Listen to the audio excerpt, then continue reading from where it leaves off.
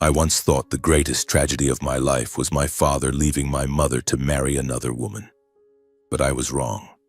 The real pain began on an afternoon that seemed ordinary, when the electrical system in our old house malfunctioned. I went down to the basement with an electrician, a place I'd been forbidden to enter throughout my childhood. The air was damp and musty, heavy with the smell of rusted metal, each step on the wooden stairs echoing like a warning. Then, in the fleeting moment when the flashlight beam swept across the room, we froze. The electrician trembled so much he dropped his tools, and I felt the blood in my veins turn to ice. Before my eyes was the secret my family had hidden for years, a truth powerful enough to destroy everything. Hello, my name is Jacob Caldwell. I'm 24 years old, freshly graduated from college, and standing at the edge of a life I've never truly understood. Sitting in my small rented apartment in Portland, Oregon, I often gaze out the window, watching the rain-soaked streets and wondering why everything in my life has become so warped. Some days I feel like a forgotten puzzle piece in my family's picture, one that no one wants to fit into place. My story begins there in the days when I was just a boy, living in a 3-story craftsman house in the suburbs of Portland, where the first cracks in my life began to appear. I was born into a middle-class family, not wealthy but never wanting. My father, Samuel Caldwell, 52, owned a small construction company. He was a tall man with a deep voice and an air of authority. His sharp eyes seemed capable of seeing through anything, yet strangely, he never truly saw me. He was consumed by blueprints, endless meetings, and grand dreams of expanding his business. His ambition, I believe, was what widened the gap between him and my mother, Monica. My mother was a gentle woman with soft brown hair and a smile as warm as autumn sunlight. She loved me. I knew that. She would spend hours telling me fairy tales, stroking my hair when I was scared during nighttime storms. But her marriage to my father was like a house built on sand, beautiful from a distance, but one big wave could bring it crumbling down. I still remember the nights when my mother sat silently in the kitchen, her eyes red, while my father grumbled about money or work. I was just a 10-year-old boy clutching my worn-out teddy bear lying in bed, my heart constricted by the arguments that echoed through the thin walls. Then that day came. When I was 10, my parents officially divorced. I vividly recall that morning, my mother sitting on the sofa, a small suitcase at her feet, her trembling hands pulling me into a tight embrace. "Jacob, you are everything to me," she whispered, her voice choked with tears. But the court didn't see it that way. They awarded custody to my father because he had a stable job, a nice house, and promises of a better life. My mother, with her meager part-time job, didn't stand a chance. She left to live with my grandparents in a small town a few hours' drive from Portland. As the door closed behind her, I felt a part of my heart tear apart. I stood frozen in the hallway, watching her figure fade into the distance, wondering if I'd done something wrong to make her leave me. From that moment, I became withdrawn. I was no longer the laughing, playful boy who ran around the backyard. I began to see the world around me as fragile, as if everything I loved could vanish at any moment. My father, though still present, didn't seem to notice the change in me. He was busy with work, contracts, and rebuilding his own life. To him, I was just a small part of a larger picture, one he didn't need to pay much attention to. 2 years later, when I was 12, Serena entered our lives. She took the Caldwell name and became my stepmother. My father met her at a business partner's party, and within months they were married. Serena was much younger than my father, barely in her 30s, with glossy blonde hair and a sweet smile that always felt insincere to me. She was charming, knew how to talk, and knew how to make my father laugh, something I rarely saw since my mother left. But to me, her gaze was always cold, as if she were looking through me rather than at me. "Jacob, are you okay?" she would ask. But her voice never carried genuine concern. It was a perfunctory question, meant to fill the silence at family dinners. My father changed after Serena came into the picture. He became dependent on her, letting her decide everything. From choosing schools for their 2 children, John, 12 years younger than me, and Lily, 14 years younger, to trivial matters like what to buy for dinner. John and Lily, my half-siblings, were the center of the new world my father and Serena built.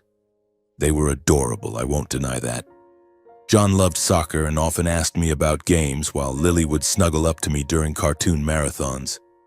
But no matter how much I tried to love them, I couldn't shake the feeling that I was an outsider in this house. I was like a ghost, quietly passing through familiar hallways where my mother's laughter once echoed, now filled with a sense of estrangement.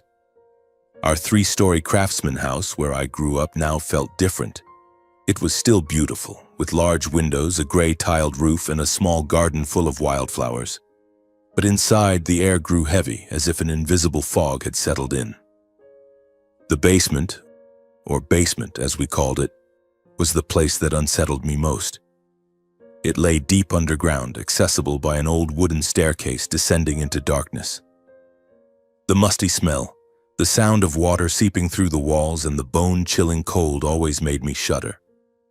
As a child, I was curious to explore it, but Serena, from the moment she moved in, forbade me from going down there. "It's dangerous, Jacob," she said, her voice soft but sharp as a blade. "It's not a place for kids to play." My father didn't object, and I, a 12-year-old boy, didn't dare question further. But every time I passed the door leading to the basement, I couldn't shake an inexplicable unease, as if something was lurking in the shadows. The years that followed were marked by loneliness. I learned to hide my emotions, to smile when Serena asked about me, to nod when my father talked about the future of his company. But deep down, I always felt I didn't belong. My only solace was my phone calls with my mother. Monica, though far away, was a light in my darkest days. I would call her on weekends, telling her about school, my dreams, and the sorrows I didn't dare share with anyone else.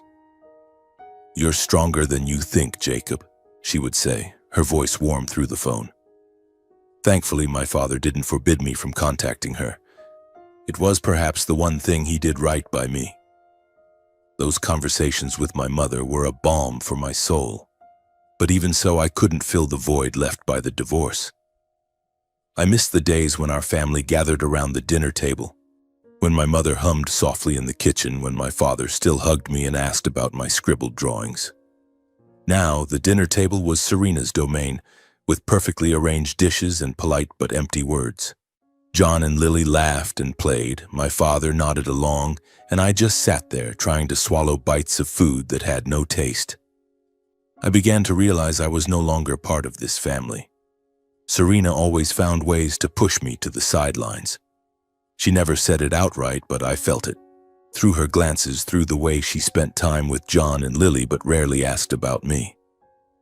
Once I overheard her talking to my father in the kitchen. "Jacob's grown up. He'll manage on his own." Her voice was soft, but I heard the coldness in it. My father only mumbled in response, and I knew he had chosen her side. My teenage years passed quietly. I focused on school, books, and dreams of a future where I could leave that house behind. At 18, I moved out, went to college in Portland, and started living on my own. But even after leaving the craftsman house, the memories of it, and the dark basement, continued to haunt me. I didn't know that years later that very basement would reveal a horrifying secret, forcing me to see my entire life in a completely different light. Now, at 24, I've graduated from college, carrying a degree and a jumble of unformed ambitions. I live in a small rented apartment near downtown Portland, where the smell of coffee from the shop downstairs mingles with the sound of car horns and the frenetic pace of city life. The apartment isn't spacious, just enough room for a bed, a small desk, and a few shelves crammed with novels and psychology books. I live independently, relying on money earned from a part-time job at an old bookstore and a modest allowance from my mother. Monica, though far away, remains my anchor. Every month she sends me a little money along with hastily written letters full of encouragement. "You'll find your path, Jacob," she writes. I keep those letters in a small wooden box, a reminder that someone out there truly cares. I often visit my mother, driving a few hours to the small town where she lives with my grandparents. Those weekends are a balm for my soul.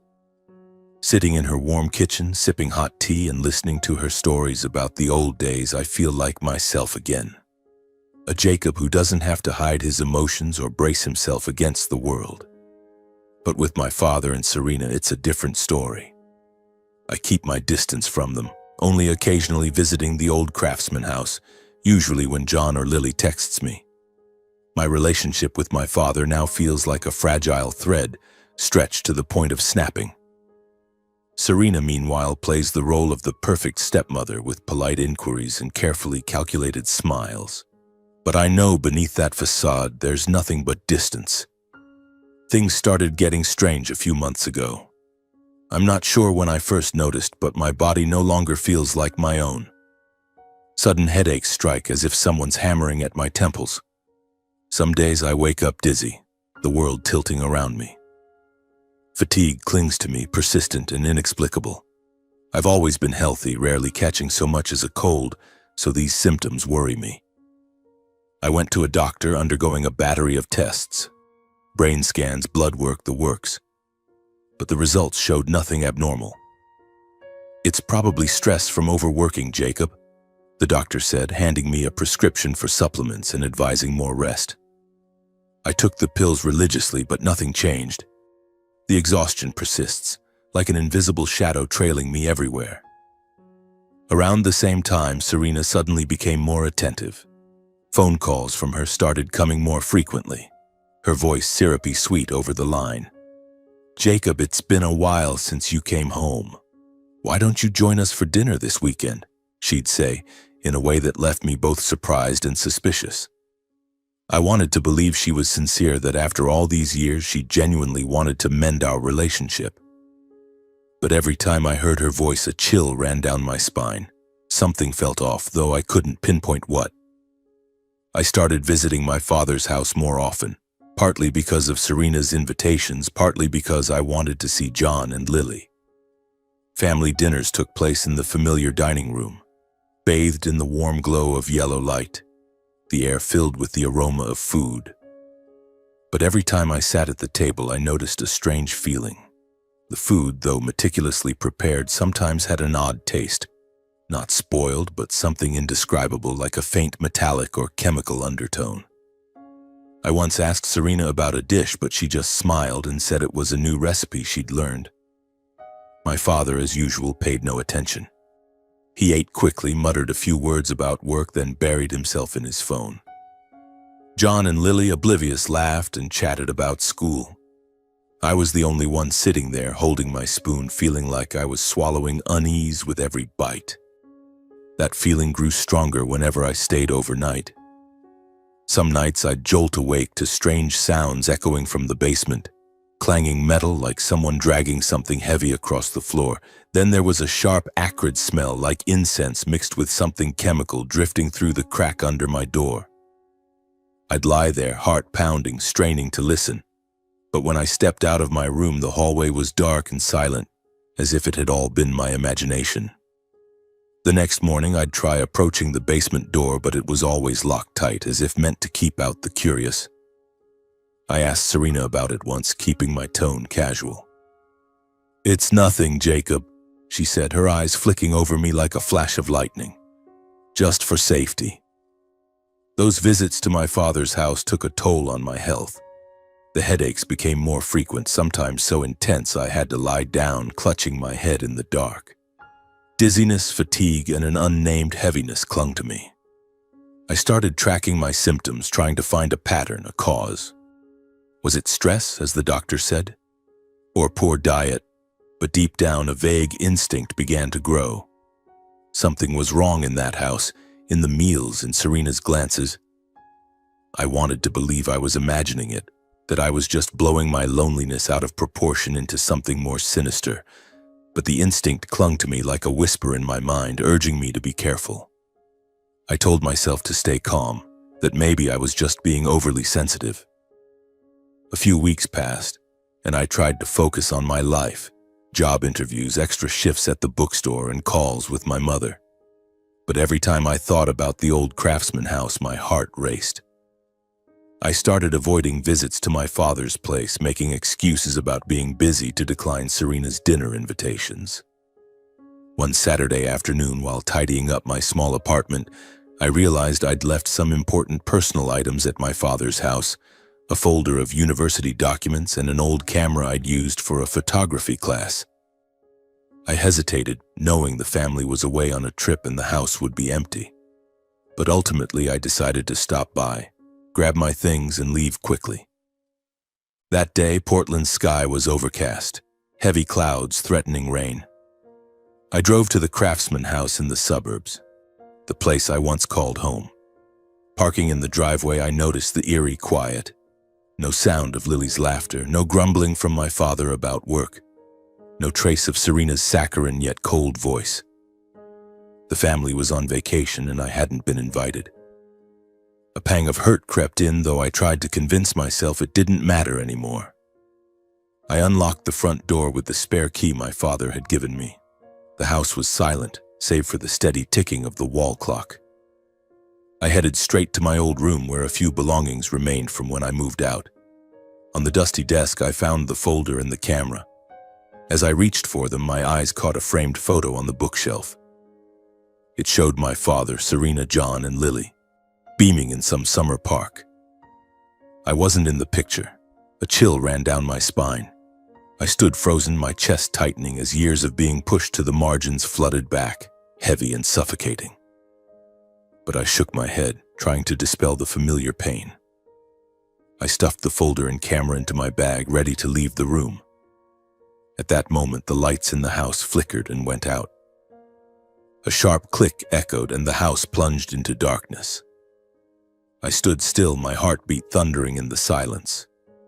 Outside, rain began to patter, but there was no sign of a storm or lightning.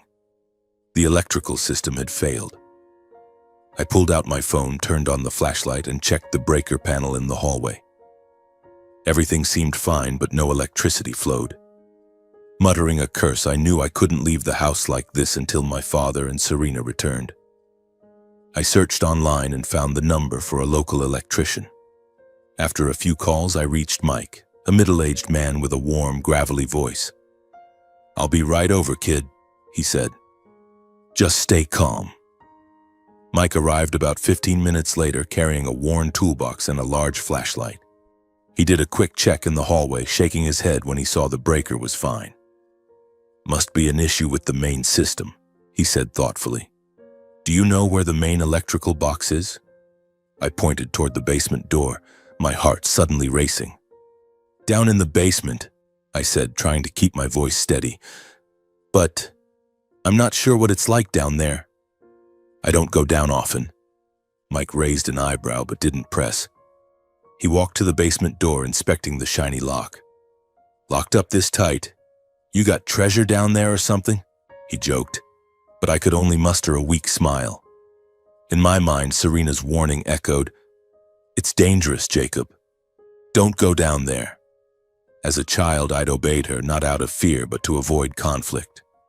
But now, standing before that door, a cold shiver ran through me.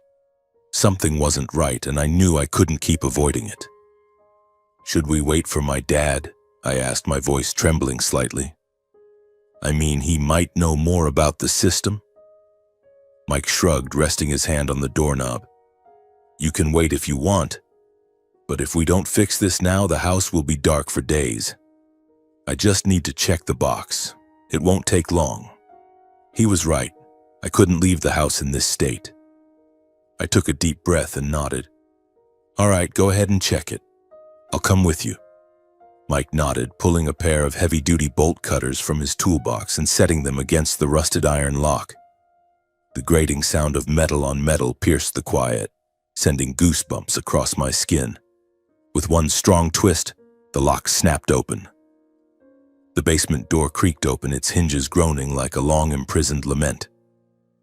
A wave of cold air rushed out, carrying a thick, musty odor mixed with something else, sharp and acrid like dried blood blended with the remnants of burning incense. My throat tightened, and a chill prickled my skin. We descended the old wooden staircase step by step, the weak beam of the flashlight barely piercing the thick darkness a few feet ahead. Mike swept his flashlight around the room. Its light grazing stained concrete walls, dusty wooden shelves, and dark corners I didn't dare look at directly. "The electrical box is probably around here somewhere," he muttered, but his voice trembled slightly as if he too sensed the wrongness of this place. I didn't respond. My gaze was drawn to a corner of the room where my flashlight's beam landed on a rough wooden table covered with a black cloth. On it were half-burned black candles, their wax hardened into long, dripping streaks like dried tears. At the center of the table sat a small glass jar filled with a dark red liquid that glinted under the light. I stepped closer, my heart pounding, and caught a sharp, unmistakable smell. Blood. Next to the jar was a crude cloth doll no bigger than a hand, pierced with rusted pins. On its fabric face, the word Jacob was clumsily stitched in red thread like a curse etched into being. My breath caught, the air in the room seeming to tighten around my throat. "Good God," Mike whispered, his flashlight freezing on the table. I turned to see him step back, his face pale in the dim light. "What the hell is this?" he asked, his voice shaking. I could only nod, words failing me. On the table was also a small wooden box, its lid open, revealing tiny milky white animal bones, perhaps from a bird or a rat, mixed with charred paper talismans covered in strange symbols. My head spun, as if I'd stepped into a nightmare I couldn't wake from. I swung my flashlight to the wall and my heart stopped as the light fell on a photograph. It was me, an old picture from college taken at a school picnic. I was smiling in it, carefree and naive, unaware that this photo would end up here, in this basement. Around the picture, a circle had been drawn in red paint, surrounded by bizarre symbols as if someone had deliberately marked me. Nearby, on a wooden shelf, an open notebook lay sprawled, filled with handwritten scrawls, my name, Jacob Caldwell, repeated over and over like a relentless curse. "You need to call the police," Mike said, his voice now barely a whisper. This isn't normal, Jacob. I've never seen anything like this." He took another step back, his eyes wide with fear. I wanted to say something to reassure him, but I couldn't. The pieces in my mind began to click together, forming a horrifying picture I didn't want to believe was real. The headaches, the dizziness, the unexplained fatigue. They weren't random. I thought of the meals at my father's house, the strange metallic or chemical taste in the food. I remembered Serena's probing gaze, as if she were sizing me up, waiting for something. I recalled the nights I heard noises from the basement, the times I saw her slip down here in the middle of the night when the house was asleep. All those details I'd dismissed as imagination now stood out as clear as day. Serena, my stepmother, wasn't just distant. She was doing something far more sinister. A dark ritual, a curse, a plot to destroy me. I stood there, frozen, my trembling hand clutching the phone. My heart pounded as if it might burst through my chest. I wasn't just the abandoned son pushed to the edges of the family. I was the target of something dark, malevolent, and incomprehensible. I looked back at the cloth doll with my name stitched on it, feeling as though someone were squeezing my heart. Why? Why was Serena doing this? And my father? Did he know? Was he part of this scheme? I pulled out my phone, switched on the camera, and started taking pictures of everything. The table with the candles and glass jar, the doll, the photo on the wall, the notebook filled with writing. Each snapshot was a piece of evidence, a way to preserve the truth before it could be erased. I didn't know what I'd do with them, but I knew I had to act. I couldn't let fear consume me. Mike stood behind me, still in shock. "Jacob, we should get out of here," he said, his voice urgent. It's not safe." I nodded, but my feet felt rooted to the floor. A single question echoed in my mind, relentless. Why do they want to destroy me? I thought of my father, how he'd become a stranger over the years. I thought of Serena with her fake smiles and cold eyes. I thought of John and Lily, innocent siblings who likely knew nothing of the darkness enveloping this family. I turned and climbed the stairs, each step heavy as if dragging an entire world behind me. Mike followed, silent. When we emerged from the basement, I closed the door, but the sense of dread clung to me. I knew I'd just uncovered a secret I couldn't unsee. The Craftsman house, once my home, now felt like a trap, and I, without a doubt, was the prey. I checked my phone, staring at the photos on the screen, each one a stark reminder of the horrifying truth I'd just uncovered. My legs trembled as if the floor were crumbling beneath my steps. Mike, the electrician, stood a few feet away, clutching his toolbox, his face still etched with shock. "Jacob," he said, his voice hoarse, "you need to call the police. Right now." I nodded, but my hands shook so badly I nearly dropped the phone. Taking a deep breath to steady myself, I dialed 911. After a few rings, a calm female voice answered. "911, what's your emergency?" I cleared my throat, trying not to stammer. I'm Jacob Caldwell. I'm at my father's house in the Portland suburbs. I just found something strange in the basement. There are things, I think they're related to some kind of cult or something dangerous. Please come quickly." My voice faltered, but I managed to describe what I'd seen. The doll, the jar of blood, the symbols. The operator paused for a moment before asking a few questions to confirm the address. Mike, standing nearby, gestured for the phone, and I handed it to him. "I'm Mike, the electrician," he said, his voice steadier than mine. "I can confirm what he's saying. Everything down here is very wrong. You need to send someone now." Mike's confirmation seemed to prioritize the call. The operator instructed us to wait outside the house and not touch anything in the basement. Mike and I stepped out into the front yard, standing under a gray sky where a light drizzle fell. I clutched my phone, the photos still open on the screen, as if they were the only proof keeping me from doubting myself. Mike said nothing, just stared down the street, but I could sense the tension in his every movement. Less than 20 minutes later, a police car pulled into the driveway. 2 officers stepped out, a middle-aged man with salt and pepper hair and a younger woman with sharp eyes. They introduced themselves as Officer Harris and Officer Lopez. "You're Jacob Caldwell?" Harris asked, his hand resting on his belt near his holstered gun. I nodded, trying to keep my voice steady. "Yes, that's me." I called 911. "There's something really strange in the basement. I need you to check it out." Harris raised an eyebrow, exchanging a glance with Lopez. "Strange how?" Lopez asked, her tone carrying a hint of skepticism. I understood her reaction. My story sounded like something out of a low-budget horror movie. "There's a doll with my name on it, symbols on the walls, and a jar that looks like it's filled with blood," I said, showing them the photos on my phone. Harris glanced at them but didn't seem entirely convinced. "Could be someone's prank," he said calmly. "Or some weird art project. We'll check it out, but stay calm." Blood rushed to my face. "This isn't a prank," I said, my voice hardening. "I'm not imagining this. Please just go down there and see." Lopez nodded, gesturing to Harris. "All right, lead us down," she said. I took a breath, opened the front door, and guided them to the basement door. Mike followed but kept his distance, as if he didn't want to go back down there. The wooden stairs creaked under our feet.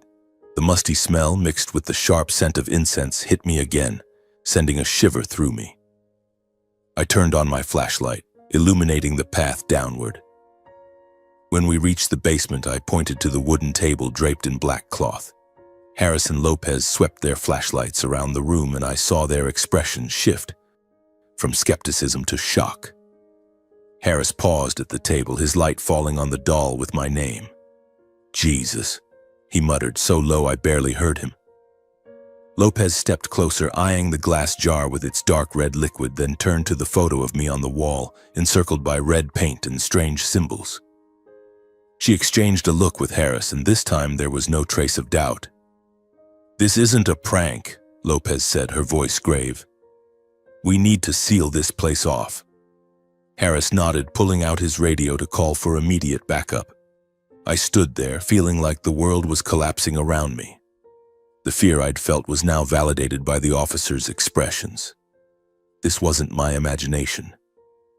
Something horrific was happening, right in the house I once called home. Soon an investigative team arrived.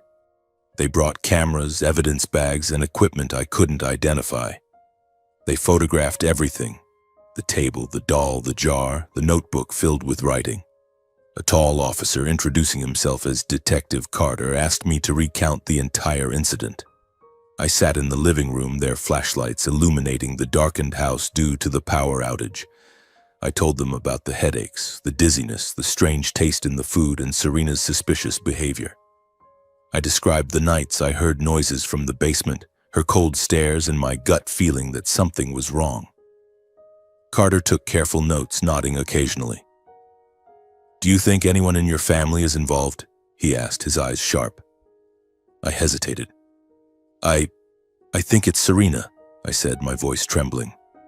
"She always forbade me from going to the basement. And the meals. I felt worse after eating here." I paused, thinking of my father. "My dad, I'm not sure. But I don't think he's entirely innocent." Carter nodded without commenting further. He told me to stay in touch and promised a thorough investigation. The house was temporarily sealed off, with yellow tape stretched across the basement door. As the police cars drove away, I stood in the front yard, rain soaking my shoulders. I felt a mix of relief. Finally, someone believed me, and dread at the gruesome truth unfolding. My family, or what was left of it, wasn't just broken. It was hiding a dark secret, and I was at its center. That night, I didn't return to my apartment. I drove straight to my mother's house in the small town a few hours from Portland. When I arrived, my mother and grandparents were in the living room, bathed in the warm glow of a lamp. I told them everything, from breaking the basement lock to what I found. My mother listened, initially skeptical, her eyes filled with worry. "Jacob, are you sure?" she asked, her voice trembling. I pulled out my phone and showed them the photos. When my mother and grandparents saw the cloth doll, the jar of blood, and my photo on the wall, they were stunned. My grandfather, usually a man of few words, shook his head, muttering, "I've never seen anything like this." My mother pulled me into a hug, tears streaming down her face. "My boy," she whispered, her voice choked. I sat there in her arms, feeling like a piece of my heart had shattered. Several days passed, and I stayed at my mother's house, trying to find some peace in her warm kitchen and comforting stories. But every time I closed my eyes, the images from the basement flooded back. The cloth doll with my name, the jar of blood, the red symbols on the wall. I checked my phone constantly, waiting for news from the police. Detective Carter had promised to follow up, and I knew they were investigating. But the waiting made me restless, as if I were standing on the edge of a cliff, unsure when I'd fall. Then one morning, my phone buzzed. It was Carter. "Jacob, you need to come to your father's house now," he said, his voice grave. "Your family just returned from their trip. We need you here for a confrontation." My heart pounded, but I nodded, though he couldn't see me. "I'll be right there," I said, trying to keep my voice steady. My mother looked at me, her eyes filled with worry. "Do you want me to come with you?" she asked. I shook my head. "I have to do this alone, Mom." She hugged me tightly, as if trying to transfer her strength to me. As I drove to the Craftsman house, Portland's sky remained gray, mirroring my mood. Pulling into the familiar street, I saw my father's car parked in the driveway with several suitcases scattered haphazardly. They were back. I took a deep breath, stepped out of the car, and felt my heart racing so loudly I could hear it. The front door was wide open, and my father's angry voice echoed from inside. "What is this nonsense?" he roared, clutching his phone. "Who dared to put police tape on my house?" I stepped inside, and the air in the living room seemed to freeze. My father, Samuel, stood there, his face flushed with rage. Serena was beside him, her blonde hair neatly tied back, but I noticed her eyes flicker when she saw me. John and Lily, my younger siblings, stood in a corner, looking small and confused. "Jacob," my father said, frowning, his voice lowering but still sharp. "What the hell is going on?" Before I could respond, Serena cut in, her voice icy but controlled. "Richard, I've already called the police," she said. "They said they're sending someone to explain. This must be a mistake. There's no way our house is being treated like a crime scene." My father waved his phone, his voice thick with frustration. "I just spoke to them. They said there was a report from some witness about our basement." Before I could answer, the sound of police sirens filled the air outside. Detective Carter walked in, accompanied by Officers Harris and Lopez, who had been there when I first called the police. Behind them was another investigative team carrying equipment and wearing stern expressions. "Mr. Samuel Caldwell, Mrs. Serena Caldwell," Carter said, his voice calm but sharp. "We need your cooperation to address some serious concerns regarding this house." Serena smiled, but it was stiff like a mask. "There must be a misunderstanding, officer," she said, her tone as saccharine as ever. "We just got back from a trip and we know nothing about this." My father nodded, his gaze shifting from me to Carter. "Exactly. I want an explanation right now." Carter didn't respond. He gestured to me. "Jacob, can you tell us what you saw?" I took a breath, feeling the weight of every eye in the room on me. I started speaking, my voice shaky but growing steadier. "I came here to pick up some things and the power went out. I called an electrician and we went to the basement to check. Down there I found..." I paused, locking eyes with Serena, and recounted every detail I'd seen, my voice trembling with tension. The room fell silent, the air heavy. My father's frown deepened, and Serena froze briefly before regaining her composure. "Jacob, what are you talking about?" my father asked, his voice thick with disbelief. "Are you making this up for attention, kid?" But I didn't back down. I pulled out my phone, opened the photos, and handed it to Carter. He held up the screen for my father and Serena to see. "This is what we found," Carter said, "and we need an explanation from both of you." Serena let out a laugh, but it was dry and unnatural.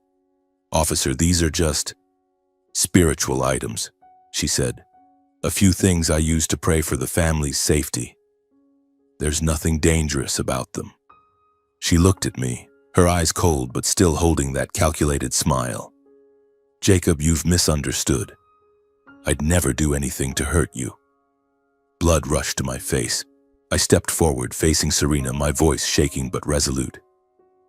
"You're lying," I said, each word carved from my chest. "What did you do to me? The headaches, the fatigue, the strange taste in the food, it was all you, wasn't it? You wanted me to waste away, didn't you?" My father shot to his feet, his face red with anger. "Jacob, that's enough," he shouted.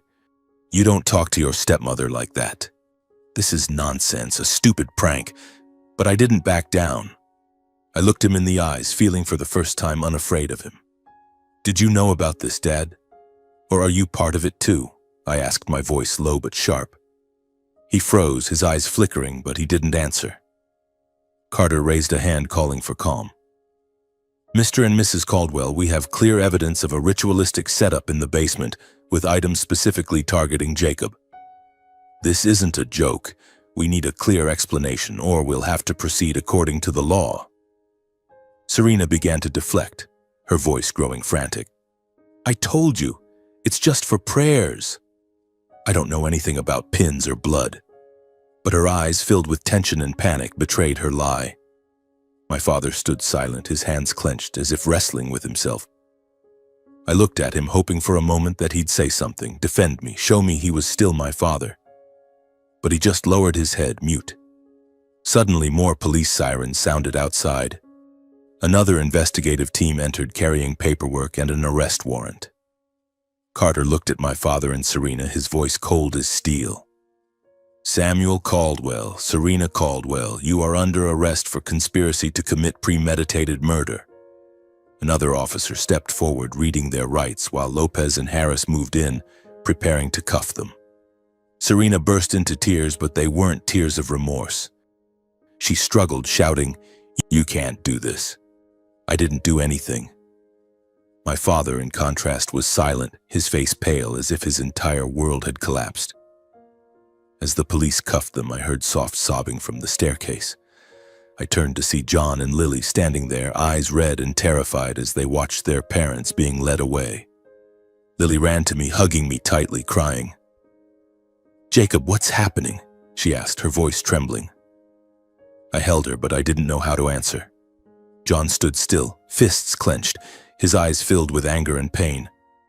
As the police escorted my father and Serena to the cars, I stood frozen at the door, watching them disappear behind flashing red and blue lights. Serena glanced back, her eyes no longer masking her fury. My father didn't look at me, didn't say a word. My heart felt crushed, but at the same time a wave of relief washed over me. The family I'd clung to for so long, the perfect facade of my father, Serena, John, and Lily, was now revealed as something rotten, steeped in lies and darkness.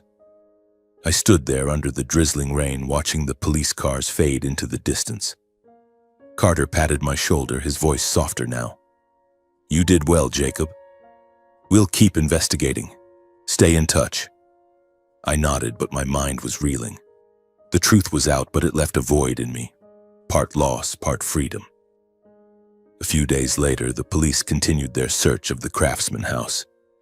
Detective Carter called me, his voice serious but not cold. "Jacob, we found some important documents in your father's house. Some of them concern you. We've contacted a lawyer, Mr. Collins, who has worked with your family before. You should meet with him." I gripped the phone tightly, feeling a chill run through me. Documents? About me? I agreed to meet Carter and Mr. Collins at the lawyer's office the next morning, but inside I couldn't stop wondering, what other secrets were waiting for me? Mr. Collins' office was in downtown Portland, a small building with large windows and warm wooden furnishings. When I walked in, Mr. Collins, a man in his 60s with silver hair and gold-rimmed glasses, stood to greet me. He had a kind smile, but his eyes carried a gravity that unsettled me. "Jacob, please sit," he said, gesturing to a chair across from his desk. Detective Carter stood in the corner, nodding at me as if to offer reassurance. On the desk was a thick file filled with aging papers, some yellowed at the edges. "Jacob," Mr. Collins began, his voice deep and clear, "what I'm about to tell you may be hard to accept, but you need to know the truth." He pushed the file toward me, opening it to a page bearing the familiar signatures of my grandparents. "This is documentation of a trust fund, established years ago by your grandparents, Henry and Eleanor Caldwell. The fund is worth approximately $2 million and it's in your name. You'll inherit it fully when you turn 25. I sat there, stunned. $2 million? The air in the room suddenly felt heavy, pressing against my chest. I don't understand, I stammered. Why didn't I know about this? Mr. Collins sighed, pushing his glasses up his forehead. Until you came of age, all documents related to the trust were sent to your legal guardian, your father, Samuel. He's known about it for years. Mr. Collins' words hit me like a knife. My father knew. Serena, my stepmother, must have known too. And then, like the final piece of a puzzle snapping into place, it all made sense. Everything that had happened had a reason. They wanted me dead. If I were gone, the trust fund would fall to my father, and Serena, with her cunning, would surely find a way to claim it. I clenched my fists, my nails digging into my palms, trying to suppress the anger and pain surging within me. Carter stepped forward, placing a hand on my shoulder. "We're investigating when Samuel and Serena began planning this," he said. "What you found in the basement, combined with these documents, provides strong evidence of their motive." I nodded, but my mind felt numb. My father, the man who once carried me on his shoulders, who taught me to tie my shoes, had chosen money over me. Serena, with her fake smiles and honeyed words, had made me the target of a sinister plot. I felt as if my heart were being torn apart, yet at the same time a cold clarity settled over me. All those years of loneliness, of feeling like I didn't belong in the family, now they made sense. As I left Mr. Collins' office, I carried a copy of the trust fund documents and a storm of emotions in my heart. On the way back to my apartment, I stopped at a small park, sitting quietly on a bench as memories flooded in. I thought of my childhood when my grandparents were still alive. My grandfather, with his white hair and warm voice, would sit on the porch's wooden chair, telling me stories of his youthful hunting trips. He taught me how to tie knots, identify plants, and above all, that honesty was the most precious thing. "Jacob, live in a way that you're never ashamed of yourself," he'd said, his eyes shining with conviction. My grandmother was different, gentle like a summer breeze. She'd hold me close, softly singing old folk songs and cook meals whose smells I still remember. When my parents divorced, it was my grandparents who comforted me. I recalled afternoons in the kitchen with my grandmother, eating freshly baked cookies while she shared stories of her youth. When I was sad about my mother leaving, my grandfather would take me to the garden, showing me how to care for plants, as if to say that life goes on, no matter how much it hurts. My grandfather passed away when I was 13, taken by a sudden stroke. A year later, my grandmother followed, leaving a void I could never fill. But now, sitting on that bench holding the trust fund documents, I realized they had never truly left me. This trust fund, this $2 million, wasn't just money. It was their love, the final shield they left to protect me. Yet, ironically, that same love had become the reason my father and Serena wanted to destroy me. I felt both pain and gratitude. Pain for the betrayal by those closest to me, driven by greed. Gratitude for my grandparents who, even in death, found a way to shield me. I felt as if they were watching me from somewhere, and I vowed not to let greed or betrayal destroy what they believed in me. That evening, back in my small apartment, I opened the old photo album my mother had sent me long ago. I flipped to a page with a picture of me with my grandparents taken during a summer picnic. I was an 8-year-old boy beaming between them, sunlight filtering through the trees. I touched the photo, feeling as if their warmth lingered. "I'll live worthy of this legacy," I whispered, my voice choked. "I won't let greed ruin what you believed in me." The months that followed were a whirlwind of court hearings and sensational headlines. The Oregon court began the trial of my father, Samuel Caldwell, and my stepmother, Serena Caldwell, just a few months after their arrest. I didn't attend every session. I wasn't sure I had the strength to face them again.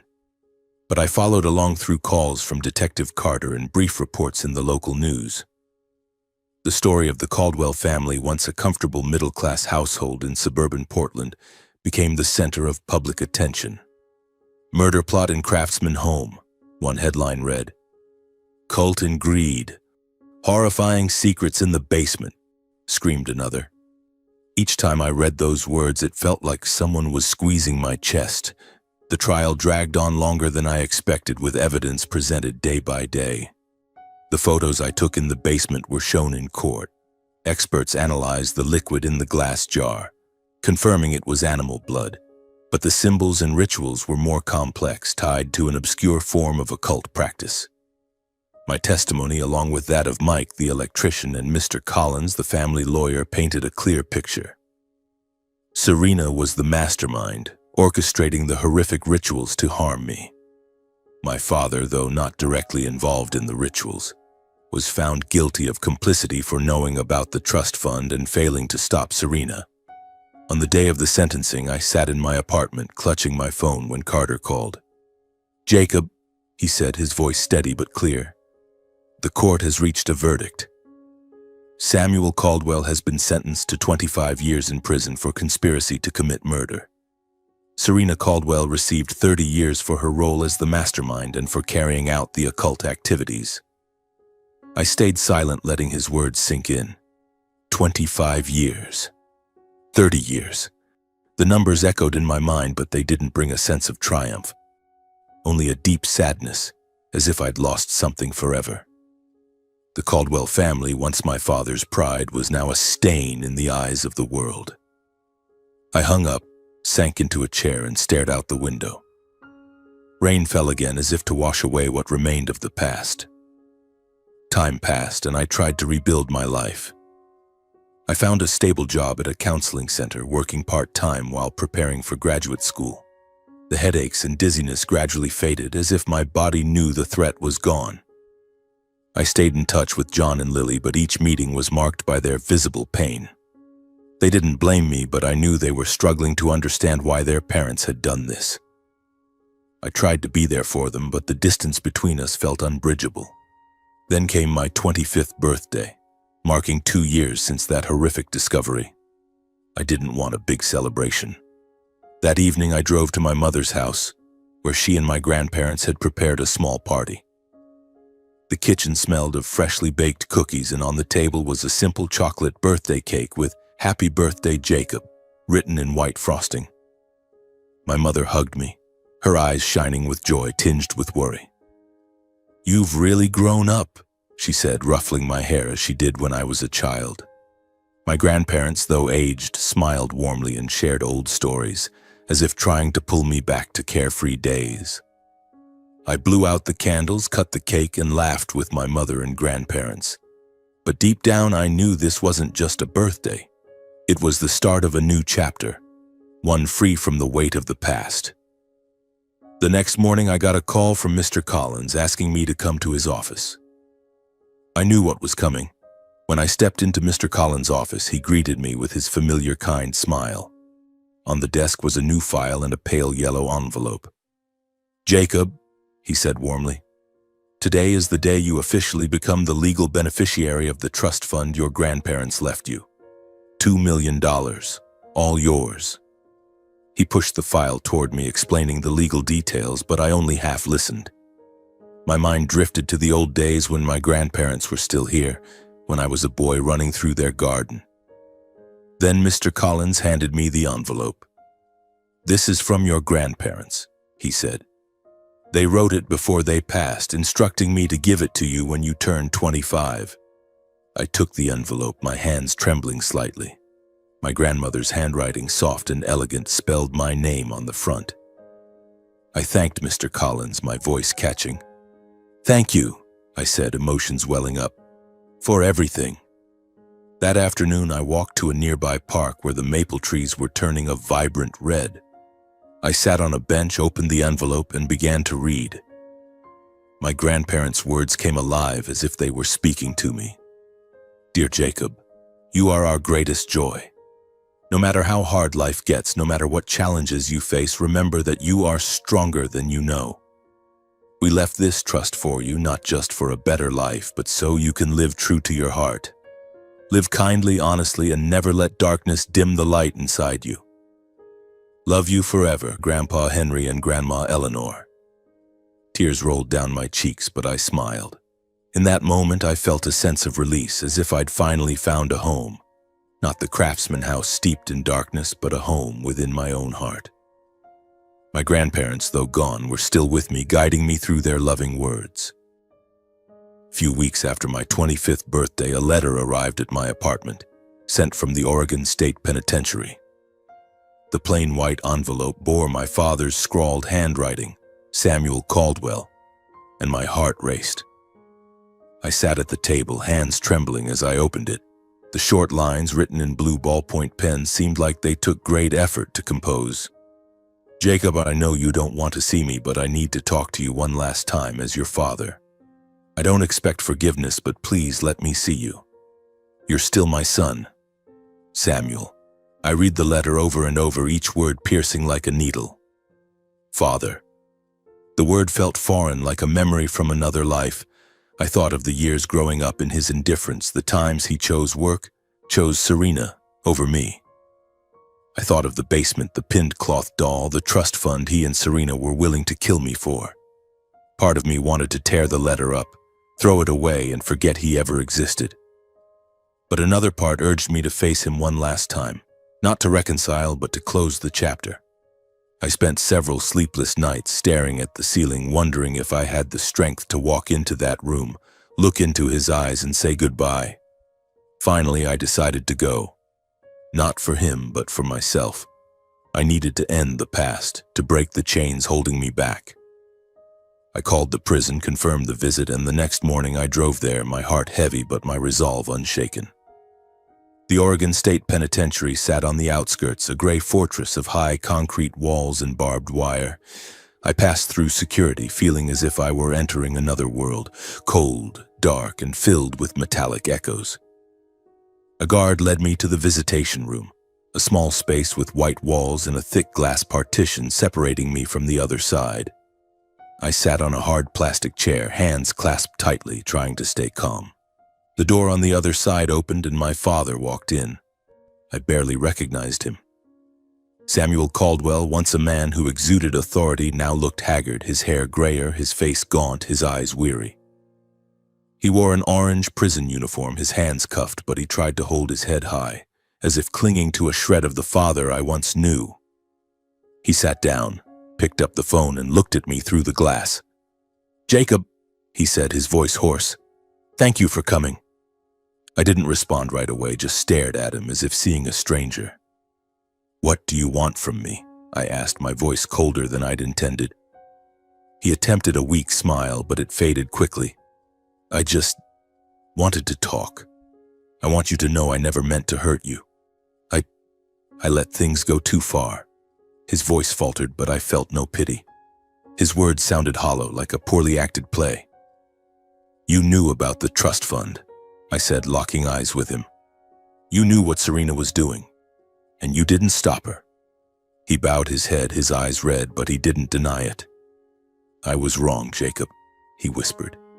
"I got caught up in ambition in what Serena said. I thought she was doing what was best for the family." I let out a dry, humorless laugh. "Family? You call that a family? You chose her, chose money over me." He didn't respond, his head lowered as if my words were too heavy to bear.